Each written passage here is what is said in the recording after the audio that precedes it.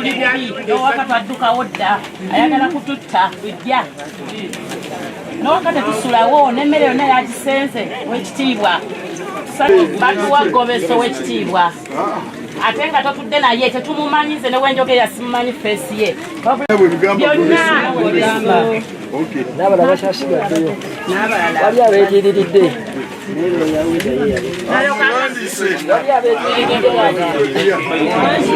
ekinga ekyafu ogenda mu landi osanga amanya agaliyo nga sigago ekirala kyeyakola ku ssomero sebo minisita era kyeyakola ne mu batuuze nti ajja toliiwo osanga akisazizaamu obuyinza bwe bw'asalamu kyakola ate n'ekyo kyakuwadde.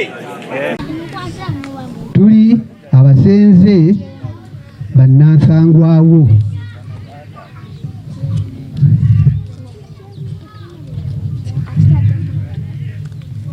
twamweyanjulira era ne tufuna era twamweyanjulira era ne tumusaba ng'ekkanisa okugabana naye era obukakafu weebuli. Nze mu budde obwo nazzibwa kuvunaanyizibwa obulala bwe nkomezeddwawo ng'omusumba n'ekisaawe ky'essomero wekitundiriddwa. Ku ludda lw'ekkanisa nsaba otuyambe wabeewo obwenkanya tusobole okugabana n'ennannyini ttaka ku kibanja atuwe ekyapa tuwone ate bannannyini ttaka abaliddawo. Tulina essanyu ku lw'ebyo byonna ebinaaba bituukiddwako nga tufunye obwannannyini. Kinaaba kya ssanyu ffe ne Katonda waffe n'abaana b'eggwanga era n'abatuuze b'ekitundu. Reverend Fenekansi Matovu lwembaawo ku lw'abannange ab'ekkanisa.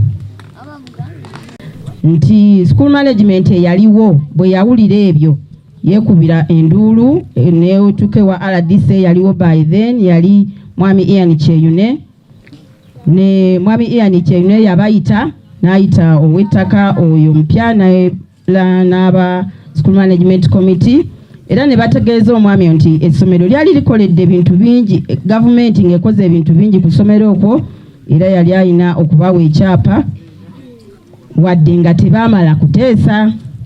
In the school management committee, I asked the members how much was given to the school, but they had no clear answer. Some said 3 acres, others 2.5 acres, and they said they had not given the title so at the school, so they did not get the exact acres. Nti mu management omukulu w'essomero yabuuza aba management nti kati essomero twasigazaawo kyenkana ki ku eka 2 ezaali ez'essomero. Aba management nga tebalina clear answer, abamu bagamba eka 3 abalala 2.5 kubanga baali tebategedde bulungi. When I heard that, I wrote to the cow asking him to avail us with a copy of the title so that we can get to know the correct area and size that the school has, since they had said that they had given them the title. Since I had no information about the plot number where the district custodian, that is the cow, could not easily trace the title, the cow sent the district surveyors to pick coordinates so that the plot number can be got. Nti twali twetaaga ekyapa naye nga tetulinaako buwandiike yadde. N'ensaba kaawo atuwa obuwandiike kuba baali batugambye nti ekyapa kiri mu ofiisi ye. Kati kaawo n'ambuuza plot number basobole okufuna ekyapa ekyo. Plot number nga sigimanyi kubanga nali sirina buwandiike. Kaawo n'asindika basaveya bajje bapikinge coordinates then basobole okutracinga ekyapa ekyo era ne bajja ne bakikola. To my surprise, when the surveyor searched, it was found that the school title was not yet separated from the mother title, and it is still in the names of Mr. Richard David Selunkuma and Mugisha Paul. Nti ekyapa bwe kyasaakingibwa kyali tekinnakutulwako ku kyapa ekinene eky'essomero, era ekyapa ekyo nga kiri mu mannya aga Mwami Lujja Sserunkuma ne Mugisha Po nga ekyapa kyaffe eky'essomero nakyo kikyaliko. This year in August, as we had just left for second term holiday, after the first weekend, I got a call that materials are being put on the field without our notice. That was Tuesday evening. So I surfaced on Wednesday morning and found about 14 trips of hardcore. So when I saw that, I called the DEO first and informed him. He asked me whether I had informed the management and the police. I told him the brain ran to him first, and he advised me to write to the COW and the RDC since it needed immediate attention, which I did. Nti nga twakawumula second term na nga tumaze okuwumula weekend eyo ngemaze okugwako weekend yaddako ekisaawe kyaffe kyayibwamu amayinja. Omuzadde nankubira essimu kubanga nze sisula kuno, nangamba madam ekisaawe nga kiba kiyiyeemu amayinja kakirimu matiriyo mwakitunze nga sibimanyiiko ne mugamba nedda simanyi.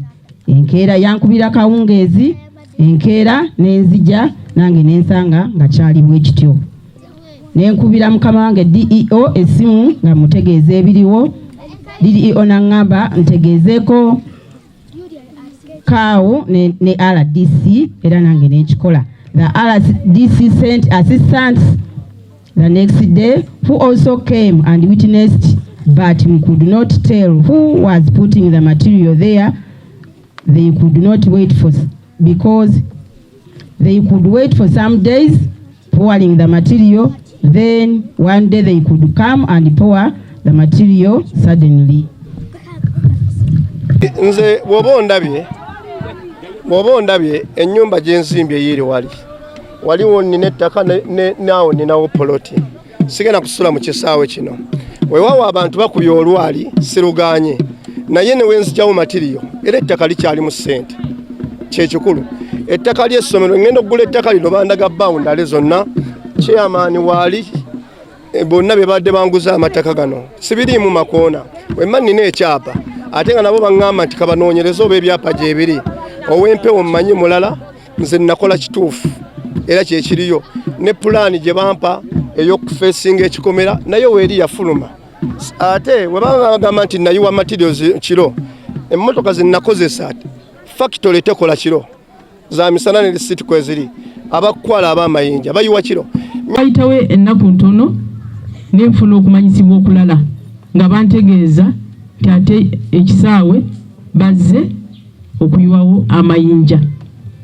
Mangu nnyo nakubira DPC ku ssimu nemuga DPC nga mpulira bagamba ate waliwo ebikolebwa obimanyiiko. Yangamba sibimanyi ne kankubire OC wange kubanga namwe obuvunaanyizibwa okukuuma ekisaawe ekyo.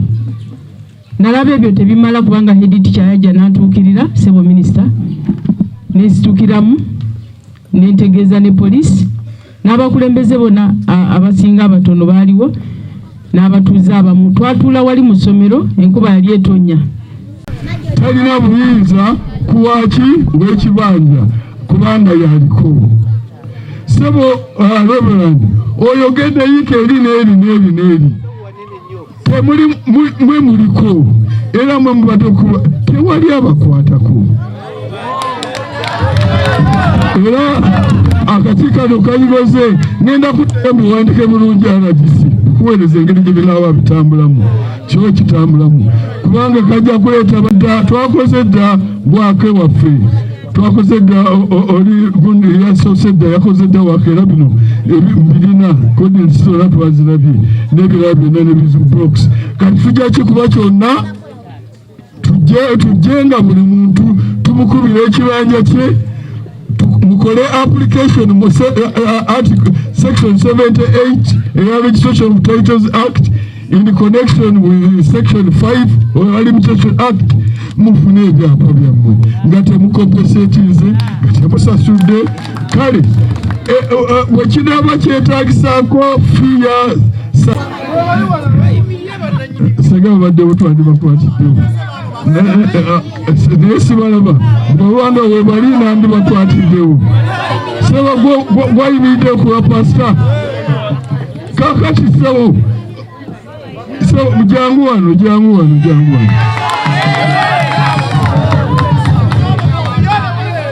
you know mpanya ekitiibwa bapastors era nga RDC bwayogedde pasita bwe yamubuulira pasita wamwe oli omukulu yajja naye ekikulu kiri bwe kiti njagala mugende mugambe pasita nti yagula mpewo.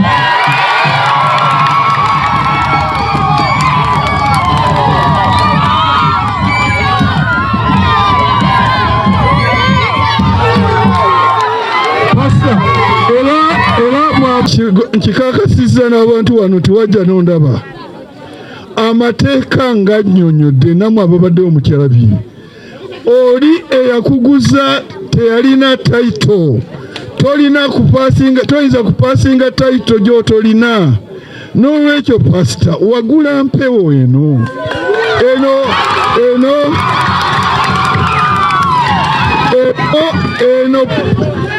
property ya somero etetundibwa.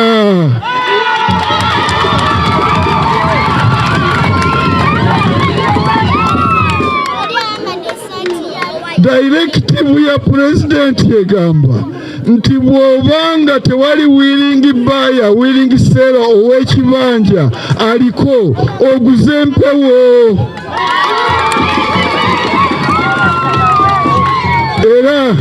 Era nga pasita nkusuubira obeere n'omwoyo omukakamu humble. Wagula empewo you lost, naye njagala nkuwe akaseera akatasukka nnaku 3.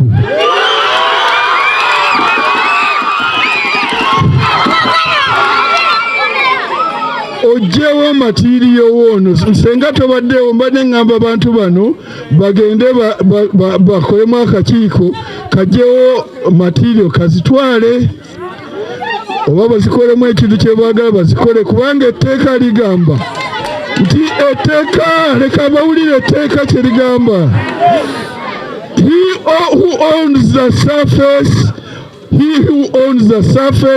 owns what is on the surface, what goes under the center of the earth, and what rises up to the skies. Kati bw'ojja no suffix kya ku ttaka lyange eyo eba yange.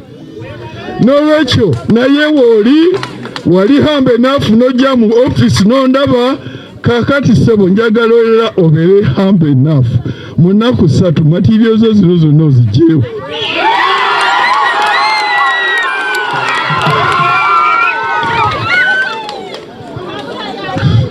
Bw'onooba tozigyeewo nze nakwata bayibuli nendayira maaso ga pulezidenti okumuwa amagezi n'okukolera ebintu ebyayagala. Nja kujja n'obuyinza bwonna mbijjewo ate naawe nkusalira omusango ng'amateeka bwe galabira. Ekyo nyaba RDC njagala nkuwe ekiragiro gye wano ng'ennaku 3 olwayo tulubala olwayo lwakumeka lwakuna olwayo tajja kukola lwakutaano lwamukaaga no ennaku kubanga emirembe egyo gyegyo kaakati si kubabbako byammwe ekintu ekikozesebwa amasomo